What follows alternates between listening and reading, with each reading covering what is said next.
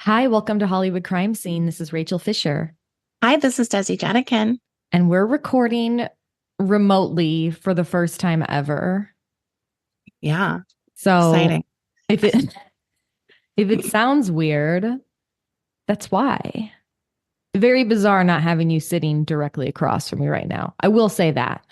Yeah, it's like I'm on someone else's podcast. No, it literally feels like I'm doing someone else's show right now. So I feel like look, You need a period of adjustment. yeah, I mean, I know this is like the norm for many people who do podcasts, they record remotely. This is not an abnormal thing. It's just abnormal to us. Right. I got exposed to COVID. I don't have COVID, but we're just being safe. We're That's why we're being doing safe. this. Yeah. We're, So luckily, my cat is in the litter box, so I still have that experience going.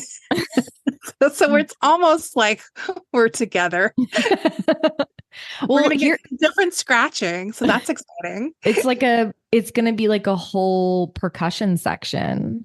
I'm just laughing because truly, the minute we started recording, Jinx went into the litter box and started scratching. And I was like, okay, what is it?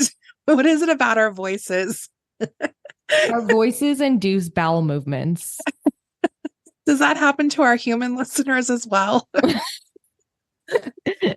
Um, what I'm concerned about is Melon going off extra hard because for as much as he goes off when you're actually physically here, he's 10 times worse when he can hear someone's voice but can't see them. Oh, interesting. Like I Yeah. did this podcast the other day and Melon ate an entire piece of paper while I did the show. Like Oh my destroyed God. it and it was so loud and I had to get up in the middle of the Zoom and I was so embarrassed. Yeah. What a shameful son. And then I had to hold him like a baby so he would calm down. Oh my God. Um, anyway, this is a pretty long preamble. Usually we get right to the point, so hopefully you enjoyed that. And this week we are discussing part two in our Mariah Carey series. I'm As I excited. mentioned, I'm excited too. As I mentioned last week, my main source for this episode is Mariah Carey's memoir, The Meaning of Mariah Carey. And I also used some newspaper articles Ooh, this time, yeah. but not I as mean, many as I'm going to this use would next week. this is the life where she would start having newspaper articles. Yeah. Yeah. So let's just get into it because we have a lot to get to. Where we last left off, Mariah had just moved to the big city to start her career.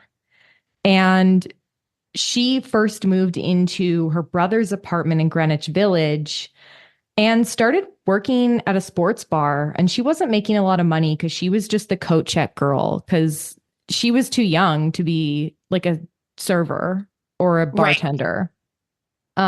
She's wearing these beat to shit shoes that were hand me down from her mom. She's like has the same three shirts in rotation. She's really like struggling right Yeah. now. But she credits the kind people around her for helping her to keep going, like the cook at the sports bar named Charles, who would always make her cheeseburgers. So that was like a meal, a free meal she got. Eventually, she moved into a brownstone on the Upper West Side with her friend Clarissa. That's where she lived with a gay couple. So this started the series of her like living with like a bunch of other people, like having a ton of roommates. Yeah. So this was like pretty close, tight sleeping quarters, but Clarissa was an artist and she had some connections. So that was pretty cool. She had also been the girlfriend of the producer that Mariah had been working with. When Mariah moved out of the brownstone, Clarissa came with and they moved downtown and shared an apartment with three other girls. So this is like five girls in one apartment. Oh, They're having fun though. yeah. Meanwhile, Mariah continued to work various background vocal gigs. Around this time, she started working with another producer, Ben Margolis, who had his own studio. And of course, Mariah spent a lot of time there, sometimes even sleeping on the studio floor. That's how long she'd just be working in there. But that was really her element. I think I mentioned that last episode that she just felt like at home in a recording studio. She wanted to be there. Yeah. Over the next year, she worked on her demo with Ben. At the same time, she was doing background vocals for the musician and producer T.M. Stevens. Through this work, she met the prolific background singer Cindy Mizelle, who had worked with Barbara Streisand, Whitney Houston, Luther, just like some of the best vocalists. And Mariah really studied the way that background vocals could make a song and add all of these layers and textures that you might not even notice. Right. Yeah, that's Background interesting. singing, yeah, it's like an art unto itself that I don't think a lot of people really consider how much it can make a song. Yeah. So she got a gig singing background for a new male artist. And Mariah describes the moment this sexy new male artist walked into the studio. She said, his thick, dark hair was just in the beginning phases of dreadlocks. He had a perfect 5 o'clock shadow with a thick stripe of goatee down the center of his chin. He was dressed rock star casual, heavy black leather vintage motorcycle jacket, black jeans, black t-shirt. He had a thin ring in his nose and smelled how I imagined ancient Egyptian oils would smell. Wow. Who do you think that was? This Michael is Bolton. Desi. It was not Michael Bolton. It was Lenny Kravitz. Oh, I was actually going to say that, but then I went with a joke. No. Um, Oh, yeah, I mean, this man has been hot his whole life. did you just see that recent thing of him? Of course. I was like, you're going to injure your back, sir. Like, How is he, I think he's really in shape, obviously, but that was crazy. no, how is he still so ripped? I'm like jealous. No, he was like, that's lower back strength. I know.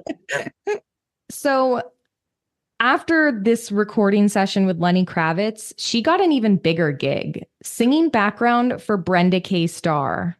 Oh my Now, God. I know.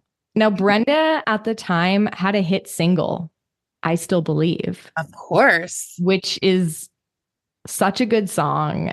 And of Yeah. course, Mariah would go on to do her own cover of this song in the late 90s. It's such a Mariah song, too. Like, Oh my kind of God. like it's like made for her, too. Absolutely. So Brenda and Mariah became friends, and Brenda knew that Mariah was super talented. She was like very much a champion of Mariah. At one point, she even asked if she could sing one of Mariah's songs that she had written, but Mariah was just like super protective of her music. She knew what she had, and she's like, I'm not ready to sell my music or even necessarily willing to sell it. Yeah, because she wants to be an artist. Yeah. Like, Like want to she, get in a trap where she's like writing songs for other people until right. she's more famous, maybe, I mean, I think So, she's smart. yeah, and Brenda was really gracious about it and didn't like ask her or pressure her about it again. So she ended up inviting Mariah to go on tour with her, doing these like live background performances at at like her shows. And they ended up at a concert for a radio station in LA. Brenda was performing with several other acts, including Will Smith and DJ Jazzy Jeff and Jeffrey Osborne. Wow. And during Jeffrey's set, he was really like interacting with the crowd during his song, You Should Be Mine, the woo woo song. Yeah. You know that song? I know Jeffrey Osborne very well. Oh, One of my really? mom's favorite artists. Well, Mariah knew all the words to the woo woo song, and she was in the crowd during his set. And he's like, doing that thing where they point the microphone in the crowd, getting Right. everyone to sing. And Brenda K. Starr starts motioning over to Jeffrey, like, look at Mariah, get her, put her on the mic. And so she was like, right at the chorus, she's doing the woo woos, she's doing her whistle register woo woos. Yeah. She's going off. I mean, now that you're mentioning this, I completely remember this Brenda K. Starr connection, like as a big sort of proponent of Mariah in the early days. Oh, yeah. Yeah, it was like a major part of her story when she broke. Oh, totally. Brenda, like, really helped Mariah a lot. Yeah. Um, Love and it. got her foot in the door, really. Yeah. So, um, yeah, this was like a big kind of magical moment for Mariah, getting to sort of like blow this big crowd away. Yeah. Record labels couldn't really place Mariah at the time. She was a teen, but she wasn't singing teen pop. And according to Mariah, the head of Atlantic Records told her, look, we already have a teen girl. He was referring to Debbie Gibson, of course. But she wasn't making music like Debbie Gibson. No. Look, Debbie Gibson, she's a fine singer-songwriter. But that's a teen artist. That's a teen pop artist. Yeah. Mariah Um, had a way more mature sound. yeah, and so Mariah's demo was just really R&B and soul with like some gospel Hmm. moments as well. She wondered if her appearing racially ambiguous had a hand in these companies just not knowing where to place her. But Brenda K. Starr was like, hey, we're going to go to an industry party together and you're going to meet some like really important record executives. This party was hosted by Jeffrey Greenberg, or he was at this party. At the party, Mariah locked eyes with a man. She said, quote, he looked into me, not at me. I was a little shook, not in a bad way, but not in a love at first sight either. So then Brenda saw Mariah making eyes with this guy, and she's like, oh my God, that's Tommy Mottola. He was Yeah. totally like looking at you. That's a really big deal. And she's like, who's Tommy Mottola? And Brenda was like, he's a huge fucking deal in the record business. Like, he's big. Yeah. So, yes, he was. He was the president of Sony Music at the time. Brenda and Mariah made their way over to where Tommy and Jerry Greenberg were standing. And Tommy asked Brenda, hey, who's your friend? And she's like, this is Mariah. She's 18 years old, and you have to hear her demo. So then Brenda actually began handing the demo tape over to Jerry Greenberg, but Tommy intercepted it and like immediately left the party with this demo tape. Oh my God. He gets in his limo to go home, and he apparently like starts listening to this demo tape immediately. And he apparently immediately turned around and went back to the party looking for Mariah. Now, by that point, Mariah was like, all right, that guy's kind of a weirdo. He just like took my demo tape and left. So she had left the party by Oh the my time God. Tommy went back to go looking for her to be like, oh my God, I need to sign you. I mean, Yeah. this is like a modern Cinderella story. Yeah. I mean, this is also very much part of her lore, like Yeah. meeting. Um, so he wasn't giving up though. He did eventually track down Mariah's phone number, and he was like, I want to sign you to Columbia Records.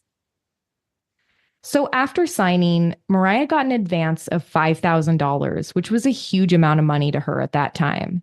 The first thing she did with the money is move into her own place, a studio apartment. And she also moved her two brothers' cats into this apartment. Nice. Their names were Tompkins and Ninja. Aww. Mariah was on her way, and this was the first time in her life she felt like she had stability. And Tommy believed in her. He believed that she could be one of the biggest stars in the world. For all the problems that would come later, one thing Mariah doesn't deny is how much he really believed in her. It wasn't long before Tommy began romantically courting Mariah. He was 40 and she was 19. Now, Mariah wasn't yet romantically or sexually interested in him, but she was also kind of okay with these romantic gestures that he just started making towards her. She said it made her feel safe in a weird way. Like she felt like, oh, he needs me. Tommy, this is what she had to say about Tommy. Tommy was a potent combination of father figure, Svengali, business partner, confidant, and companion. He wined and dined her, and she was spending a lot of her time with him, basically most of her time with Tommy. Eventually, he would convince her to give up her apartment and move in with him, which in hindsight, Mariah sees as the beginning of the end of her freedom and autonomy. She moved into his country home in Hillsdale, which was obviously really nice, but it wasn't Manhattan. She was kind of like, oh, like, I miss Manhattan. I mean, she's so young. She had just moved to the city. The last thing you want to do is be like, what is that? Westchester County? Like, Yeah. Yeah. it's just like, Yeah. that's what I'm saying. It's like the age difference, like those things pop up. They're just in different tracks, like, and absolutely. she's right though. It's like giving up he now is responsible for her like living space and like paying all the bills. And that's where you can really start to feel trapped. Yeah. So she would later refer to this home as Hill's Jail. Oof. Yeah. Later on, Tommy would convince Mariah to build a mansion to live in together in Bedford, which is also upstate. She insisted on paying for half of it because she said she didn't want it to be his house. She wanted it to be their house. Right. And she thought at the time that the notion of paying for part of the house meant she was in charge. She's like, this is like a really grown up thing for me to do. Yeah. But it would be many years later before she even realized that the power dynamics in this relationship were way off. He was twice her age and the head of her label, basically her boss. Yeah. But before all of that, Mariah made her television debut on the Arsenio Hall show in April of 1990, ahead of the release of her self-titled debut album. We talked about that performance a little bit last week. She sang her first single, Vision of Love, and she nailed it. It is a stunning performance. You got to watch it. First time on TV. This crazy. Yeah, it's absolutely crazy. Critics and music lovers alike were just in awe, not only of the power of her voice, but her melismatic style of singing. These like really impressive vocal runs that no one else was really doing at the time in pop music. On top of all of that, Vision of Love featured Mariah's whistle register, which of course would go on to become one of her signatures. Right. The whistle register is not common in popular music. And before Mariah became famous for hers, Minnie Riperton was among the few that did it. Yes. Mariah seemingly came out of nowhere. I mean, she had only met Tommy Mottola a year and a half before her debut album was released. Wow. Like this truly is a meteoric rise, overnight success almost. Yeah, I mean, it's almost as fast as it can be, like in that industry. Do you know what I mean? Yeah.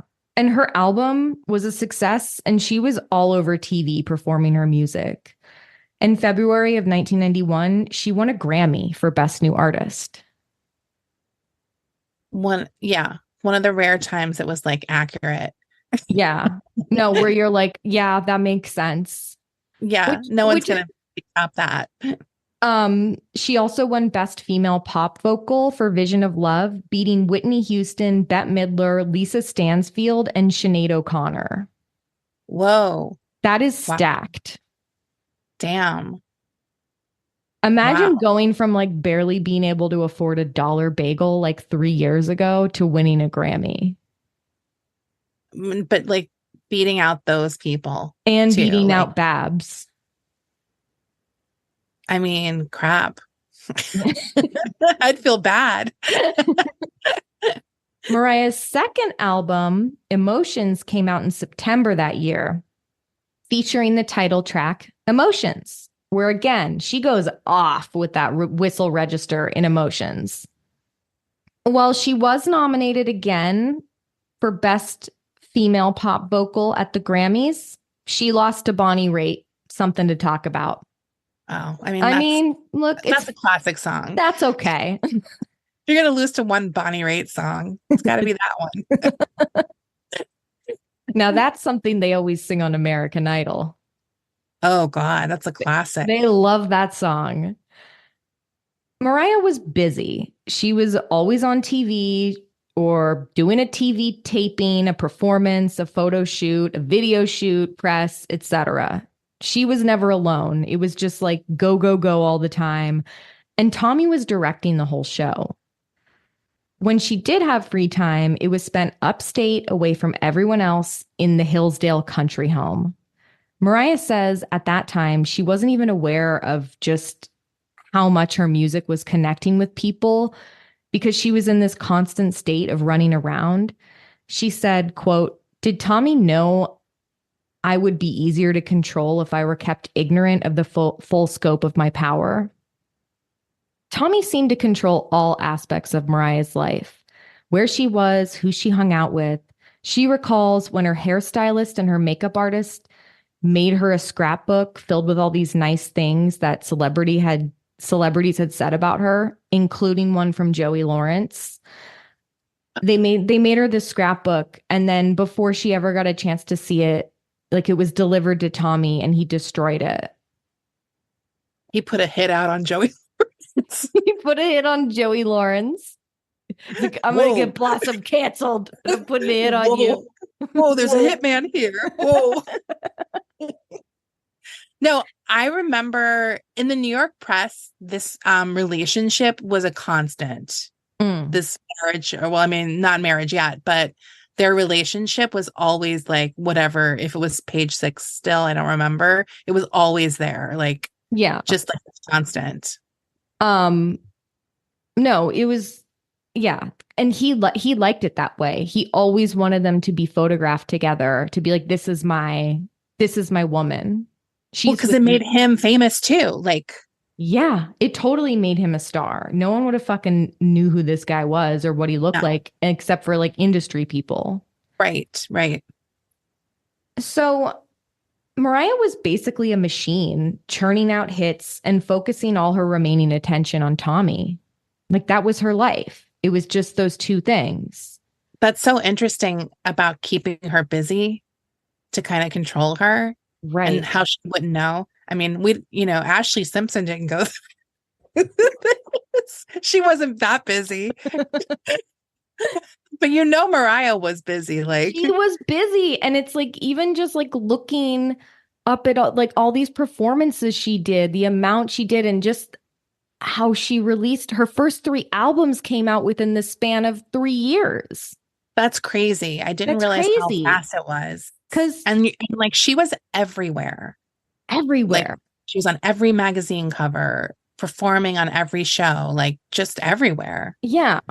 So over the summer of 1993, Mariah taped a Thanksgiving concert special for NBC, and she saw the hordes of fans waiting for her when she arrived at the theater. And she was like, whoa. And it kind of sunk in that moment that she had all of these people, these fans that she didn't even realize. Like she hadn't even gone on a tour yet. And this is 1993, which is kind of crazy. But she's like, oh, they came here to this theater for me. It really energized her. And to her, they felt like family. On the way home from the taping, Mariah recalls feeling deflated as Tommy switched the radio station from hip hop to Frank Sinatra. She's like, this old guy. And he's so like Frank Sinatra type too. Yeah, I mean, he's Italian. He loves Frank. But he also used to wear these suits that were just like his style, was kind of like he's very old fashioned. Even for 40, he's old fashioned. Yeah, absolutely. So while Mariah was writing her music and lyrics, she still felt that Tommy was trying to mold her to be less urban and more mainstream. At this time, the public had only speculated on the nature of Tommy and Mariah's relationship, but it was certainly made official when news of their engagement broke in the spring of 1993. Mariah convinced herself that Tommy would change after they married, that he would just relax and trust her to move about the world more independently. Now, Mariah was still really young. She's like 23 years old. And according to her, quote, making all of my life choices based on survival. She said she got the career, her creative and professional dreams had come true, but she would just have to accept the fact that she was going to have a controlling spouse. Like that was the trade-off, she said. And coming from her background, she's probably also thinking like, hey, he's not like stealing all my money and abusing me. Like, do you know Right, what I right. mean? Like, I No, think that's pretty exactly. like, yeah, common thing where you're like, this is great. He wants to take care of me. Like, Yeah, she didn't see that it could actually be better and okay. yeah. Um, it's also crazy because I think as a record executive, pushing them to be more mainstream is probably what a lot of them do. But as your spouse or boyfriend or husband, they should be doing what's best for you. So it's like Yeah. this dual, like, you know what I mean? Like he wasn't able to do it, obviously. Yeah, and it also just meant that for Mariah, she felt like he didn't see her. Yeah. He didn't see that she was heavily influenced by hip hop and R&B. Yeah. Like he didn't get it. And Yeah. so again, it was this one more disconnect between the two Yeah. of them. Absolutely. Well, let's talk about the wedding. Oh, I remember it well. Now, this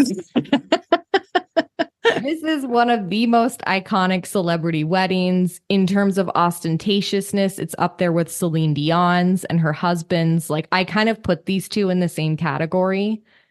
Yeah, it's a very similar relationship too, even though obviously Celine's worked out better.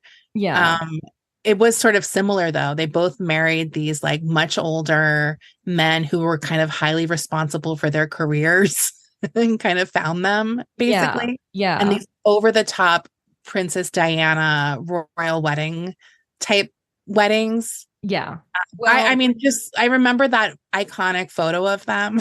That was like the one that was like the cover of People yeah. magazine or whatever. Yeah.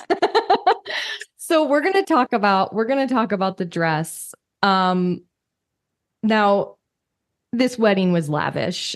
Both Tommy and Mariah were really excited about planning the most ostentatious wedding that New York City had ever seen. Like this, they both were like, let's make this fucking crazy. Yeah. The guest list, the location, the flowers, the dress, it would be all over the top. And speaking of the dress, Mariah had been inspired by who else? Princess Diana. This dress was a cream silk Vera Wang confection with off the shoulder puffed sleeves and a voluminous full skirt. I mean, just the biggest skirt you've ever fucking seen in your This life. dress must have weighed 100 pounds. You know, Like it's it was crazy so how large. big this dress is. And the sad thing is, I remember being like, oh my God. No, me too. Me too. Honestly, I still kind of I this dress does hold us, even though it's like very dated at this point, it does. I do have like a sentimental attachment to this dress. Right. It's not like what I would choose, but there's something about it that's just so over the top. You Oh gotta, my and it God. fits her so much. It's like this is a Long Island girl's dream. Like Oh, she won. She didn't have to go to those bridal sales where everyone tramples each other. Like, yeah, Kleinfelds. yeah, Didn't she won. She had the she did biggest win. dress. So not only that, but this dress had a train that was 27 feet long Oh my God. with a veil that was equally as long on top of it. Yeah, it was crazy. So this dress had handlers. It's out of control. It was estimated to cost $25,000. That seems cheap. Well, I guess That's 1993 probably like money. $100,000. I mean, it's crazy. She also wore a diamond tiara and carried a bouquet exploding with white roses and orchids. It was, yeah, like this is a Long Island fairy tale. I mean, a tiara. Come on. Fuck you, Teresa. I got also to have orchids is so extra. Oh, and because it was like this era, she had the like trailing ivy as well.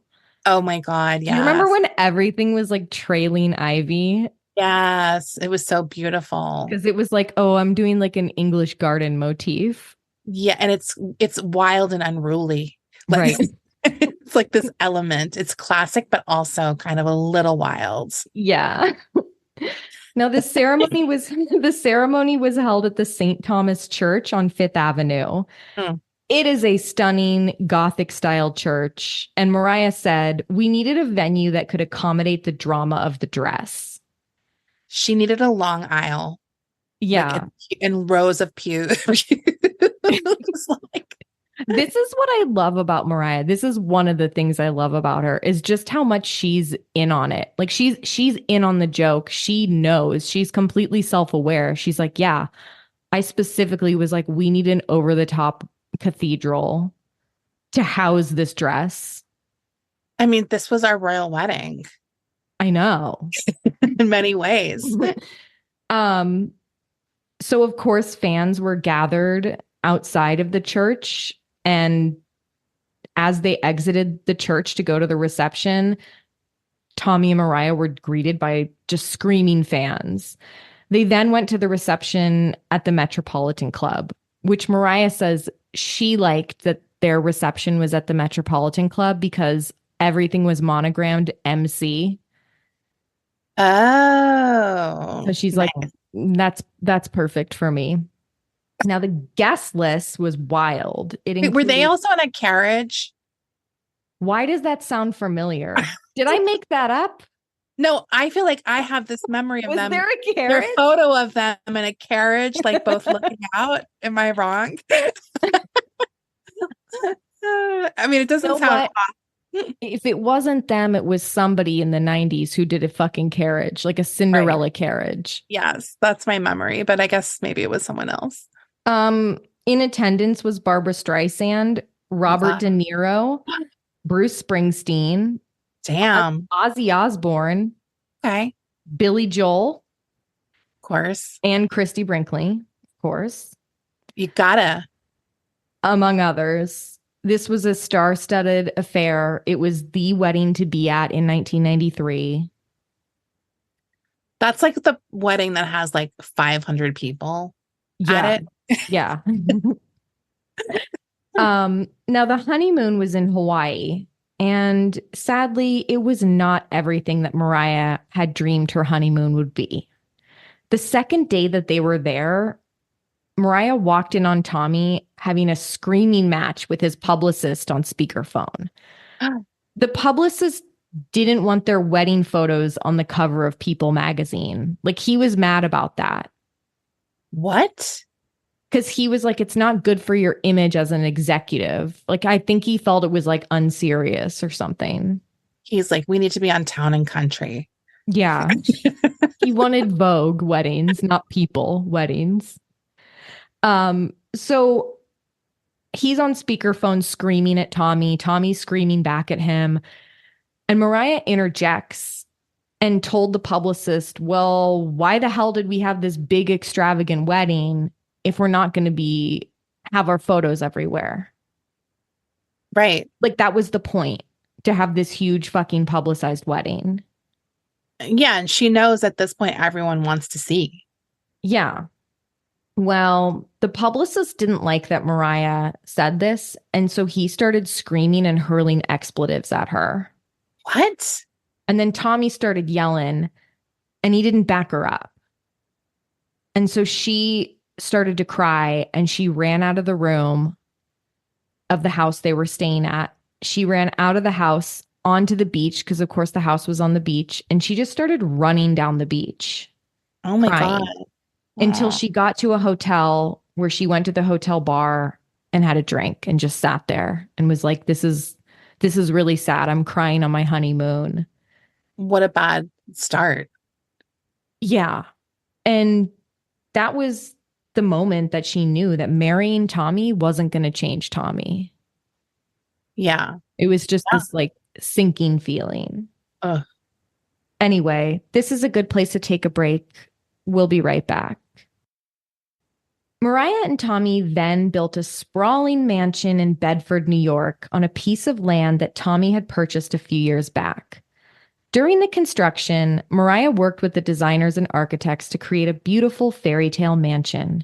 She picked the perfect marble for the kitchen floors, the right sconces, the molding, and of course, the gigantic walk-in closet with a separate section for her shoes. That was very important.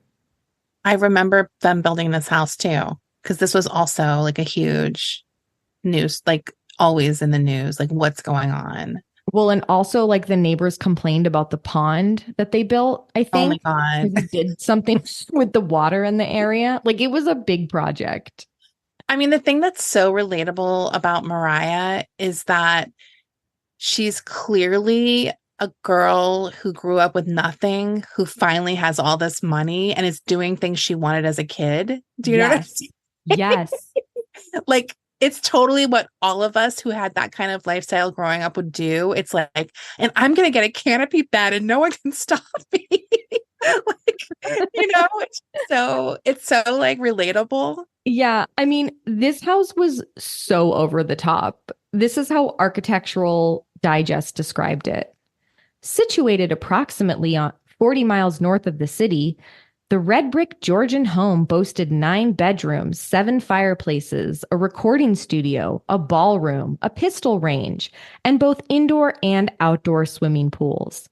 Noise from the construction of a 2.5 million gallon artificial pond caused some kerfluffle with the neighbors, but ultimately completed the estate's over the top aesthetic. I mean, I think it's just so different these days, but back then it was still very lifestyles of the rich and famous. Yeah. Like you liked seeing how like they're like, wow, they have an indoor and outdoor pool. Whereas now you're like, you're disgusting. Back then it was still really exciting to see how rich people spent their money. Well, honestly, that is such a Scrooge McDuck ass choice to have an indoor swimming pool. Like that is so old school what you think of like a really wealthy person. Right. That's like San Simeon, you know? Yeah. Yeah. Like having an indoor swimming pool is absurd. No, I had an uncle when I was growing up who had an indoor swimming pool, and it was literally all I could think about. Wait, what? I mean, it's not as nice as like what hers are. You know what I mean? It was just like this thing. I was like, indoor swimming pool? Like, what? Desi, that's crazy. Yeah. No, I was like obsessed with it. Was he rich? Well, he was like a drug dealer. Okay. Okay. Anyway, this Bedford estate was tricked out with security cameras in every room except for the bathroom. Wow. Like basically every room was had security cameras that were hidden. Mariah didn't even know where these security cameras were. That's scary. There were also motion detectors, listening devices, Oh, and a staff of armed guards that were just always on the property. what the hell? Mariah would eventually come to refer to this compound as Sing Sing after the prison. This is crazy. Like, this Yeah. is very unnecessary. Yeah. This doesn't sound like a cozy place to live. I just think there's a lot of famous people in the world, and they don't all necessarily have that much security. Like, Right. And it's over the top. Mariah knew that, but she would come to realize that the security was for her to monitor her. Right. Tommy Right. needed to keep tabs on her 24/7. What the hell? Yeah. He constantly felt threatened anytime that something was possibly out of his control. Even if Mariah knew something that he didn't know, she could tell that he was really threatened by that. Like if she pointed something out, he would Ugh, get what like a nightmare. like that kind of behavior. Yeah. One time he became enraged because Entertainment Weekly published a blurb musing about a hypothetical remake of All About Eve starring Diana Ross and Mariah. And he was like, I don't like that idea. And he became furious. And it's like, she was like, Tommy, they're not actually making that movie. We're not actually Yeah. making a movie. This is like somebody musing about this. That would be an insane, uh, that's a crazy casting choice. I think they should make that movie. I mean, that was we had our chance, and now it will never happen now. But like, Ugh. my God. She was like, she felt like he was also threatened by the fact that she was more in tune with what was hip and current as well. Because she's 20 years younger. Right. Because she's 23 years old. Or or even in her understanding that hip hop was culturally important and it wasn't just some fad, because Tommy was like always kind of a hater and he thought it was like, oh, this is just some fad. Right. Bring back the Rat Pack. Right. He That wanted more was Frank. music. He just didn't get it. Yeah. And he didn't like that he didn't get it. I think that that's probably true for a lot of executives at that time in the music industry, right? Yeah. Like, Um, so one night Tommy and Mariah were having dinner with a group of industry people at a restaurant when the head of Epic Records asked Mariah, "Hey, so what do you think about this Puff Daddy guy?" Now, Puff Daddy was like just up and coming, like this is like 1994. He's just becoming famous, right? right. And after he asked her this question, what do you think about Puff Daddy? Mariah suddenly flashed back to an incident that had happened at the house prior to this dinner. So one night, Mariah, her nephew Sean, and Tommy were all hanging out in the kitchen talking about Puff Daddy. And Tommy said, "Puffy will be shining my shoes in 2 years." Oh, And this statement pissed Mariah off enough that she wasn't afraid of Tommy in that moment and decided to say, like, hey, that's really racist. yeah. And she remembers her nephew Sean looking at her like, oh my God, did you just like stand up to Tommy? I Like mean, she, sometimes it takes those kind of moments where you're so angry, you finally just say something, you know? right. So flashback to this dinner with the head of Epic Records asking Mariah what she thinks about Puff Daddy. She tells him what she thinks about him. And she's like, look, Bad Boy and Puffy, this is the new wave. This is what's hot now and is like going to continue to be hot. And Right. people need to get on board with this. And she starts like having a conversation with the head of Epic about the state of hip hop music. And Tommy suddenly became livid and interrupted Mariah by furiously getting up from the table, and he just starts pacing around the restaurant. And there's like other customers in this restaurant. He's making a scene. Oh my God. Everyone was like, whoa. Then Tommy came back, slammed his fist on the table, and yelled, "Thanksgiving is canceled." And For the Mariah, whole country? yeah, no, that's what Mariah said in his book. She's like, did he mean like all the butterball turkeys were going to have to be recalled? Like, what the fuck was he talking about? He's so mad that she knows things about the industry that he doesn't and can Yeah. talk to somebody else powerful on their level. Or that he would want someone else powerful would want her input about something Yes. to Yeah. make decisions. And It's crazy. so Mariah was like, I could have had this cool conversation with this executive, shared my opinions with him, and we could have had an interesting dialogue, but instead my husband has to throw a temper tantrum. How embarrassed, like, how is he not embarrassed? No, she was shaking but furious because she was scared of him. Yeah. But she Well, was because she also knows she's going to pay the price now. right. All she could think about at this point at the restaurant, everyone's like silent. And all she can think about is how she has to drive an hour home with him Oh my God, alone to Bedford. to the Bedford Sing Sing house. And so in that moment, she decided she was going to refuse to leave with Tommy that night. Yeah. Oh my God. He went home alone and Mariah went to the club with her friend Josephine instead. She's like delaying the inevitable. Yes. Yeah. Yes. By the time Mariah began work on Daydream, which was her fourth album, she was trying to step out of this adult contemporary box that she felt Tommy had put her in. She wanted to be making music that reflected more of her hip hop and R&B sensibilities. And at this time, Tommy was willing to give her a little more leeway into the creative direction of this next album. So she had more freedom on Daydream. And I mean, you can tell, like, this is when her sound really starts changing and becoming more hip hop. Yeah. Is with this album. the proof was in the pudding. Mariah knew what was hot and she knew how to make good music. And at the end of the day, that did matter to Tommy. Yes. Like he had to reconcile with that a little bit, that she knew what she was talking about. So for the album's first single, Fantasy, Mariah selected the Tom Tom Club's Genius of Love as a sample.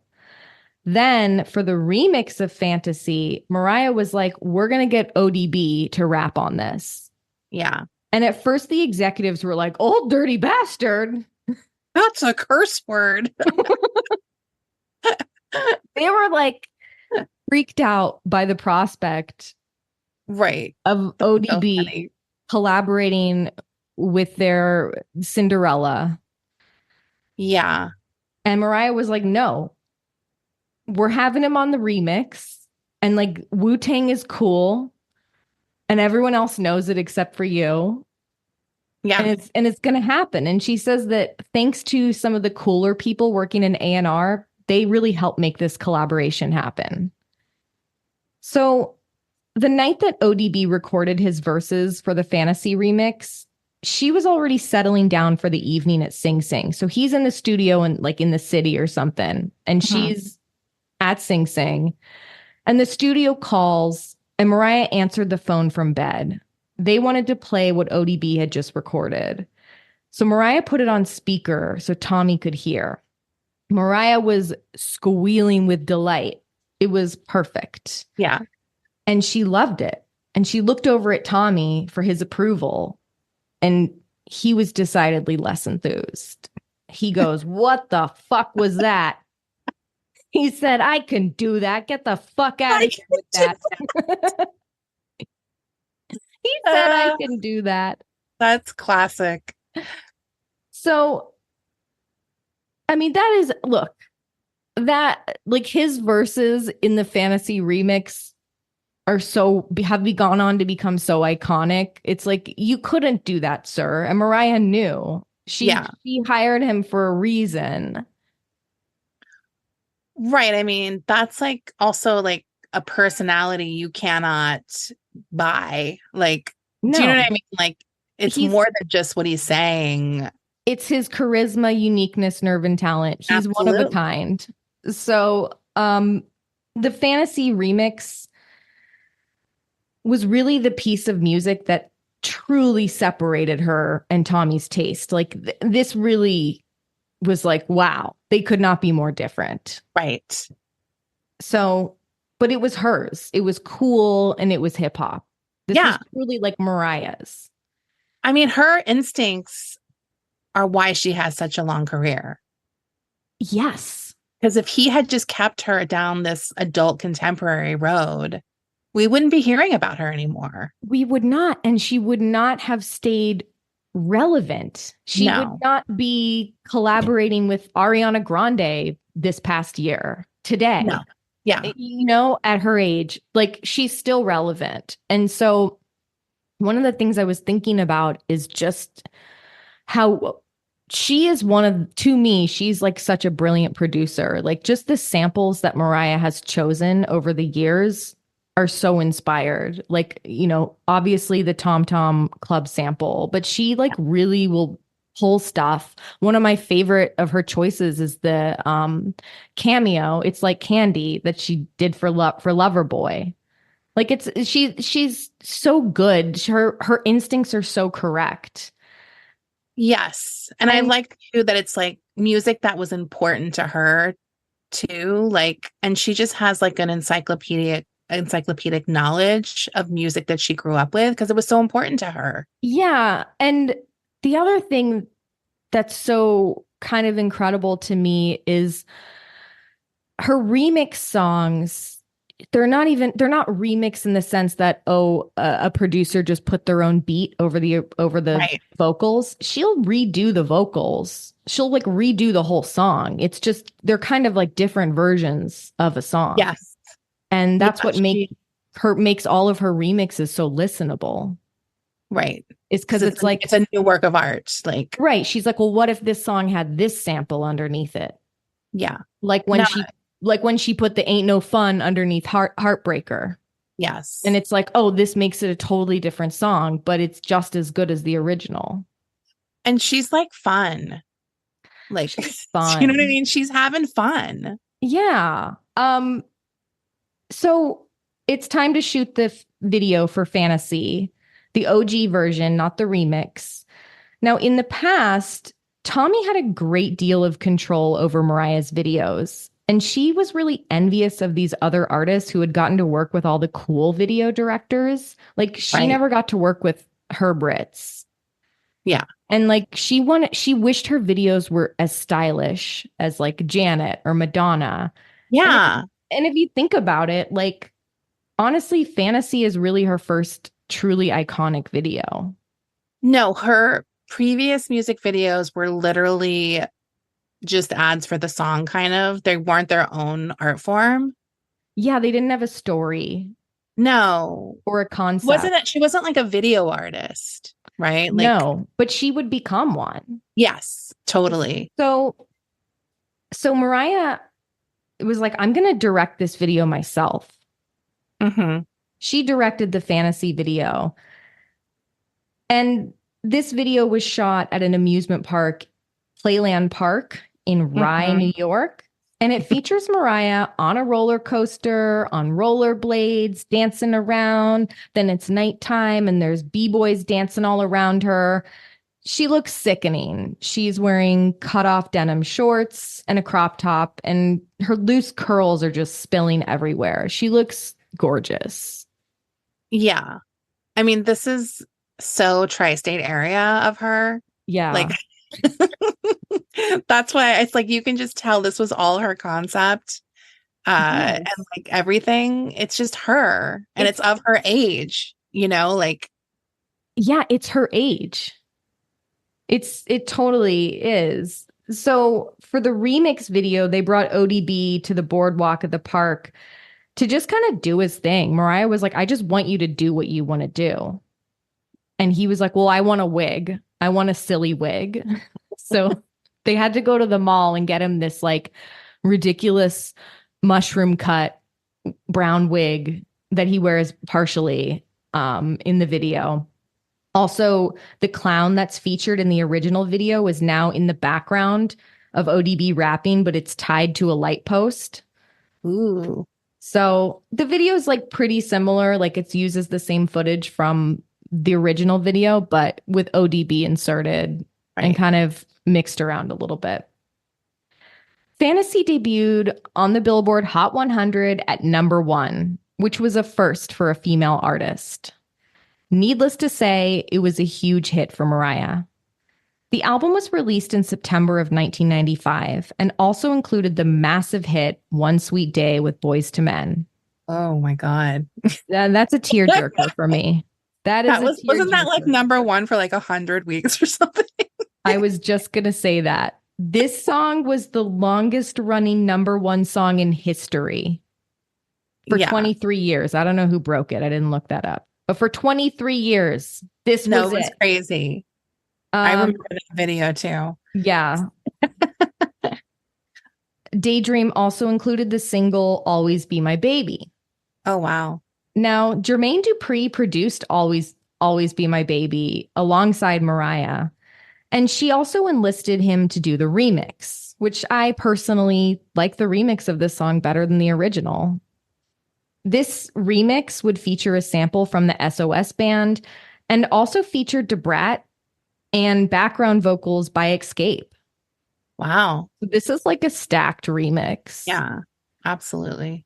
During production of the track, Mariah invited Jermaine, Debrat, and the 4 girls from Escape over to Sing Sing to work in her home studio. Mariah felt relieved just to be hanging out with people her own age. Yeah.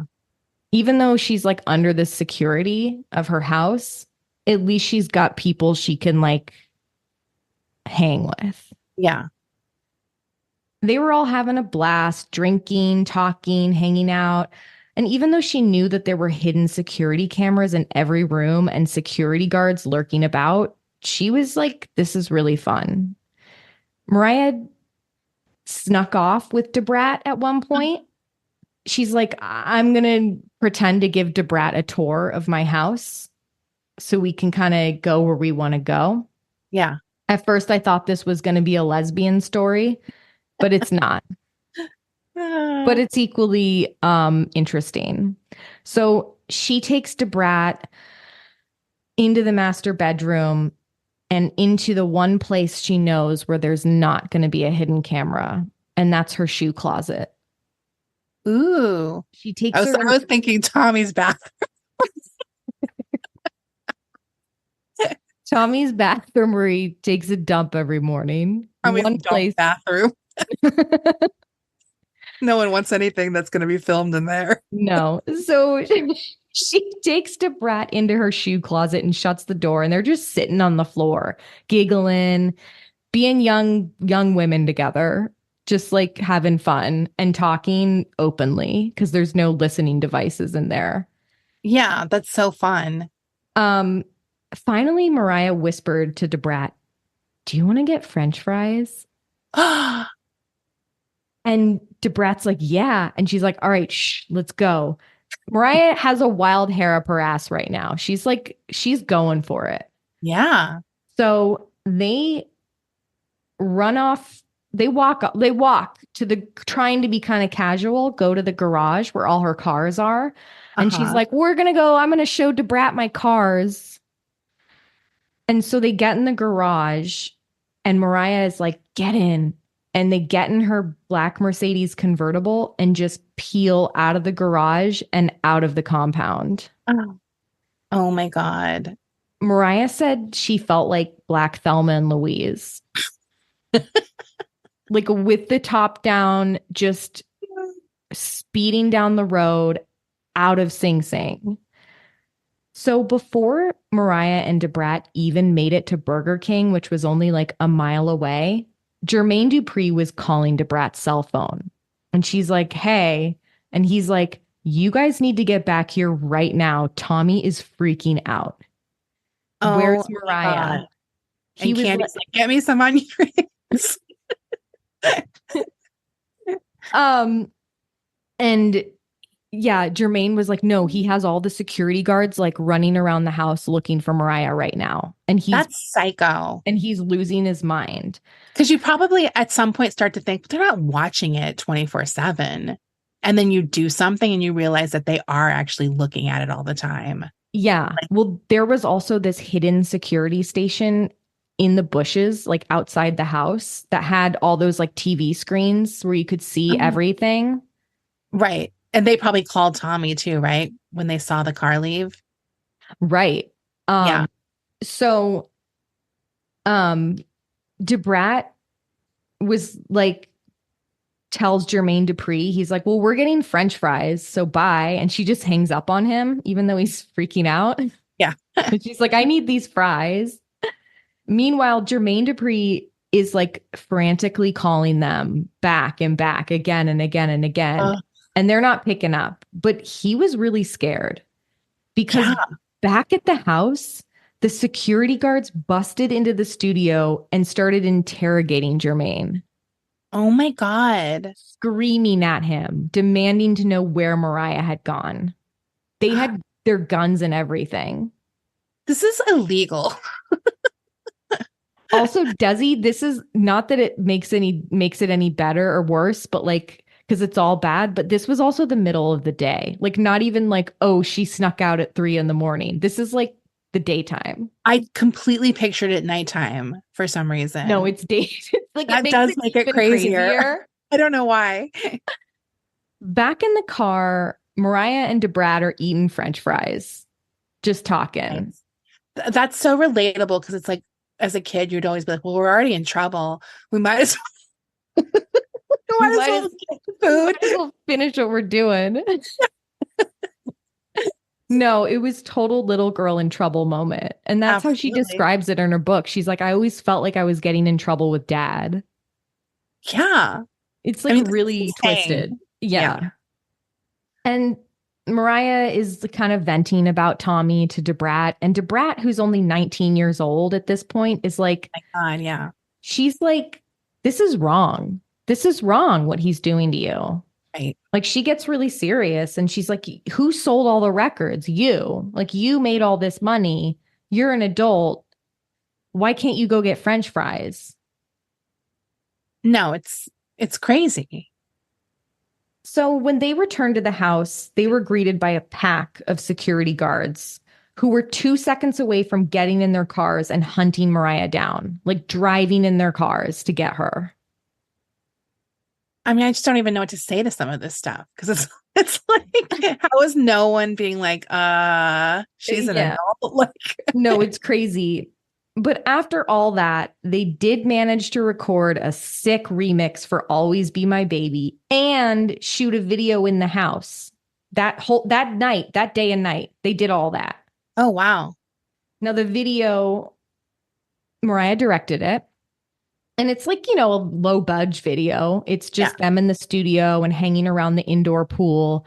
And featured in the video is Mariah's cat, Puffy.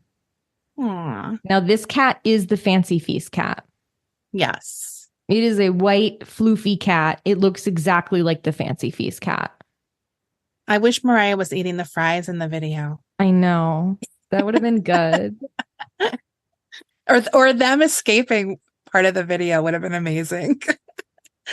Yeah, it's too bad this is in the days before like phones or cameras in our pockets. Yeah. They could have recorded some raw footage of that. That would have been incredible. Yeah. Throwing the fries in the air.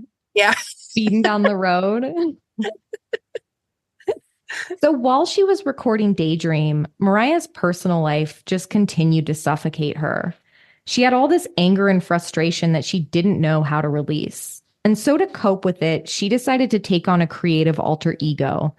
This alter ego would be a brooding alt-rock chick.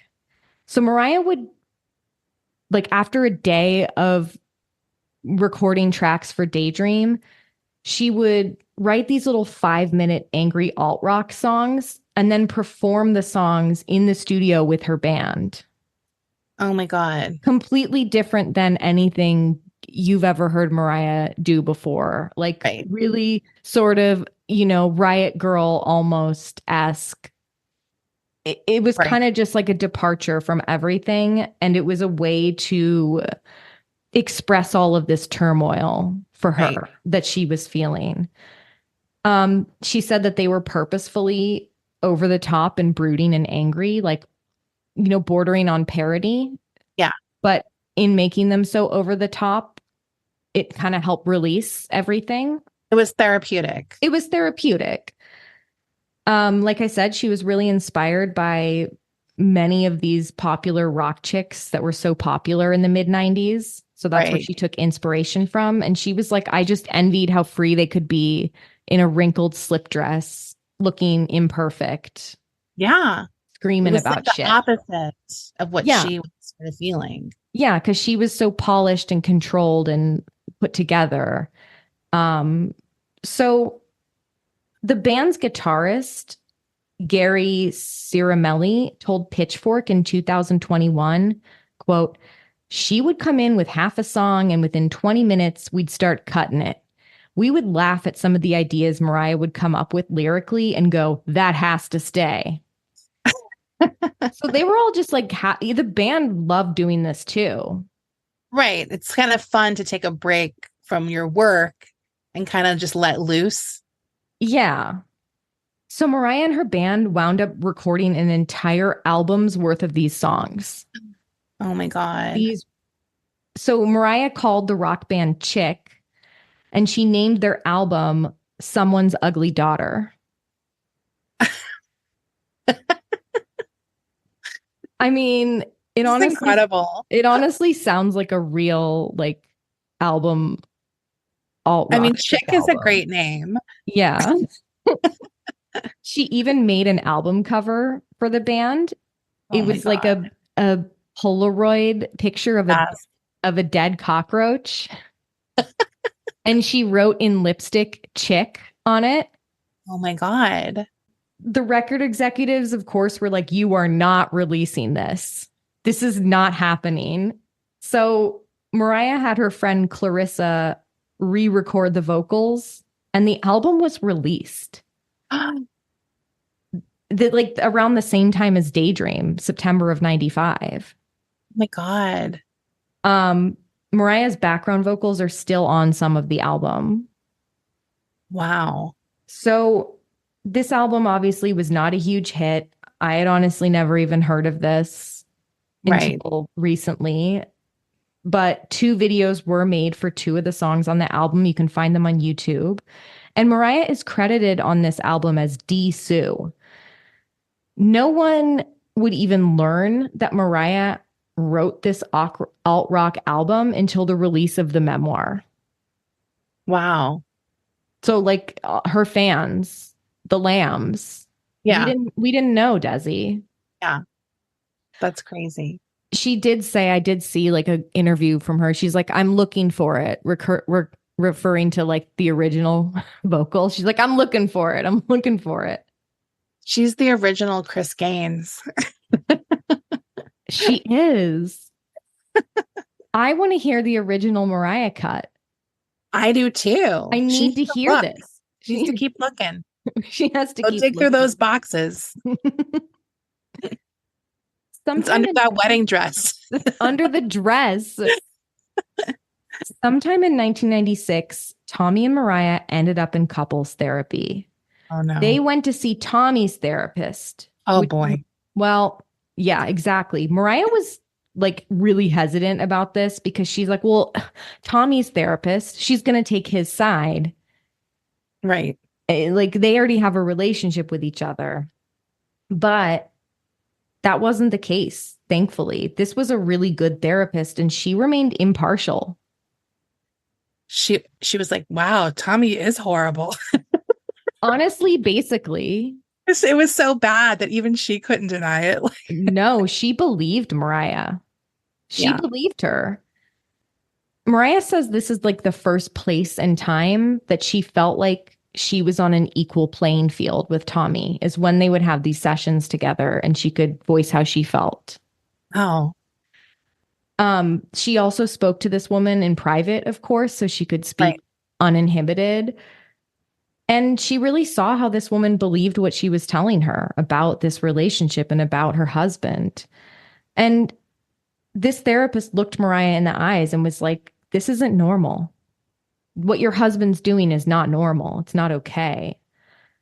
And the therapist then came up with a plan for Mariah to gain more independence and try and learn how to set some boundaries with him. And she knew it was going to like take baby steps and be scary at first and like not happen all at once.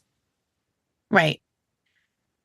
So Mariah wanted to take acting classes, which Tommy would eventually agree to. Like they had to like broker a deal with the therapist. What? For her to take acting classes.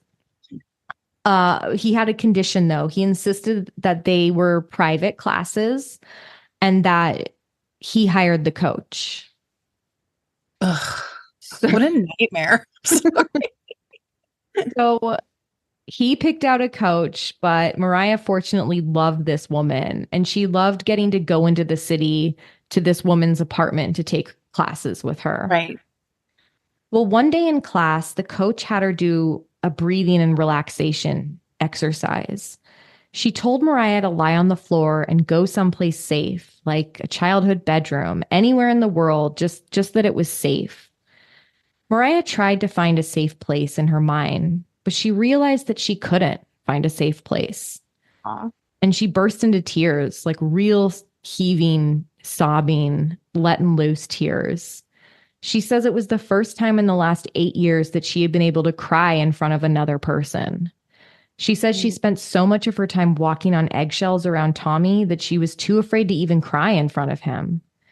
If she showed too much emotion, she would always end up having to apologize to him. Oh. Mariah ended up buying a small apartment next to the acting coach using a fake name. Ooh. She bought a secret place. I love it. She just wanted a spot to be in after class where she could be alone. Yeah. She would sometimes tell Tommy that she was going to spend the night at her acting coach's house just so she could spend the night in this apartment alone. Right. She turned the space into a private work environment. where she had Debbie Allen come in to teach her some movement. Whoa. I mean, you call Debbie when you're Mariah. That's crazy. She's like, okay, I'm not doing the Oscars this year. I I'll got some come time on over. my hands. Yeah. And then finally, with the urging of the therapist, Tommy agreed to let Mariah go out with her friends alone one night. I'm sorry, I got baby steps, but this is crazy. When you see like what she's not allowed to do, it's like, I think we can do a little bit bigger than baby steps. Like, Yeah, it's really crazy to me. So Tommy also had another condition on this. no. The condition was that Tommy and Mariah first go out to a gala because he wanted to be photographed with her that night. Okay. He had this deep insecurity about not constantly being photographed with her. Right. It was it's like placing his ownership. Yes. Yes. Yeah. So they went to the Fresh Air Fund gala together in the city. And the whole time she's like, I just have to get through this gala and then I can Pop my pussy. and then I can pop my pussy with my friends afterwards. This is so wild. I know. This truly is almost like royalty where the wife is just under complete control in a way. Yeah. Yeah. It's really weird. So after the gala, Mariah went to a dinner party with her assistant that was hosted by Armani at a restaurant downtown. And she was having a blast, like just having fun. Wanye from Boys to Men was there and they were cutting it up, having a great time. When guess who walked in and sat across from her at the dinner table? Derek Jeter. No. Derek, no. She's about to get in trouble. He's gonna give her a gift basket. He's gonna give her a gift basket. Derek Jeter sits down in front of Mariah. Mariah said, when I first saw this guy, I was like, not impressed. She said, quote, his Armani suit didn't cover up the fact that he was from Kalamazoo. Or the Kalamazoo in him. Whoa. You know, it's wild. I didn't know Derek Jeter was from Kalamazoo. Why did I just assume he was like spawned in New York? I did too. He's so That's New crazy. York to me. I'm like shook. Yeah. Well, she could tell. She clocked. She's like, you're from Kalamazoo. I can tell. You're not a real New Yorker. Crazy. But I mean, obviously a lot of ball players are like from the Midwest. Or from Florida. Wherever. Yeah. Yeah. So, but when the conversation at the table turned to discussions about being biracial, being white passing, or racially ambiguous, Mariah and Derek's ears both perked up. Oh. Mariah said that someone at the table was like, hey, Derek, you have a Black father and an Irish mother, right? And that's when Mariah and Derek's eyes locked. And she says in that moment, she felt an instant connection with him. I mean, it makes sense. And that's where we'll leave off this week. Oh, no. I know. I had to stop writing. I thought this was a good place. It's a cliffhanger. We're leaving at a cliffhanger this week. I got excited and I hate the Yankees. Well, I just need her to get out of this marriage. I know. I'm excited for her butterfly era. Absolutely. She's gonna, yeah, these next few albums are all like the chrysalis. Like she got big into butterflies. Yeah. We love that. She's entering her butterfly and rainbow phase. She's in her butterfly rainbow charm bracelet era. Yeah, and it's such a good look. No, it's so good. Good. Notice how much sexier she started dressing in 1997. Oh, you can, if you didn't know anything about her marriage, it's so clear. It's like she left the Mormon church or something.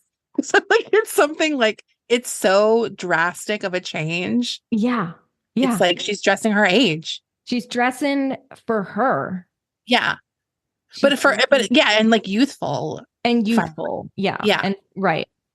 Uh, No, Tommy wanted her covered up for sure. yeah, absolutely. That's So crazy. we'll be back next week, hopefully in person. Probably in Yeah, person. We'll be in person. we'll be in person for sure. We're thinking good thoughts. We are. We might do the mini episode remote. We don't know. We don't know. We're taking it day by day. Yeah. But luckily so far so good. We're Yeah. just being cautious. We're being cautious. Great. I'm excited to see pictures. We got to get those wedding pictures up. Oh, we're getting them. Uh, We're getting those wedding pictures if up we on can fit the Instagram. dress all in one picture. I don't think We we have to do can. that grid photo We're thing gonna where you have like a square for each like foot. I'm gonna have to do like a separate post just for the dress photos. Yeah, that's so funny. Oh my God. I can't wait to see it again. Yeah, it's so good. All right. We I'm will excited for see next you week. later. Bye. Bye.